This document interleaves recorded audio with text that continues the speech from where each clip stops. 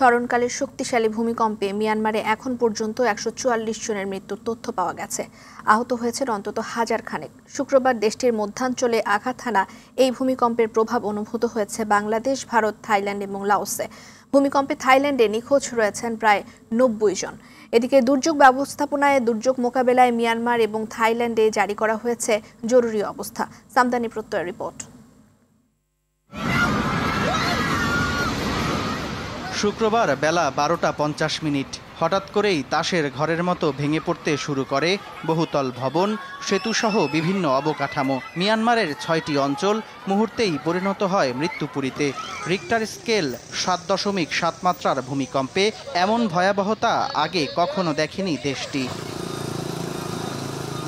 চলমান রাজনৈতিক অস্থিরতায় মিয়ানমারের প্রকৃত ক্ষয়ক্ষতির তথ্য সামনে আসতে দিচ্ছে না জান্তা সরকার। তবে বিবিসির এক প্রতিবেদন জানায়, এখন পর্যন্ত দেশটিতে নিহত হয়েছে কমপক্ষে ১৪৪ জন। অন্যদিকে মিয়ানমারে প্রাণহানির সংখ্যা ১,০০০ ছাড়িয়ে যেতে পারে বলে আশঙ্কা করছে যুক্তরাষ্ট্রের ভূতত্ত্ব জরিপ সংস্থা USGS।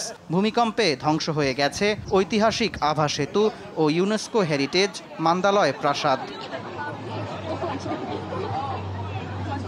ভূমিকম্পে ভয়াবহ ধাক্কা লেগেছে পার্শ্ববর্তী দেশ থাইল্যান্ডেও। সামাজিক মাধ্যমে ছড়িয়ে পড়া এক ভিডিওতে দেশটির রাজধানী ব্যাংককের ৩০ তলা একটি ভবন ভেঙে পড়তে দেখা গেছে। ভবনটির ধ্বংসস্তূপে আটকে পড়েছে অন্তত ৯০ শ্রমিক। এরই মধ্যে উদ্ধার করা হয়েছে ৩ মরদেহ। ফাটল ধরেছে ব্যাংককের বেশ কয়েকটি সড়ক ও ভবনে। দুর্যোগ প্রতিরোধে মিয়ানমারের ৬ অঞ্চলে জরুরি অবস্থা ঘোষণা করেছে জান্তা সরকার। একই সঙ্গে জরুরি অবস্থা জারি করা হয়েছে থাইল্যান্ডের ব্যাংককে। দুর্যোগ মোকাবেলায় আন্তর্জাতিক সাহায্য চেয়েছে দেশ দুটি।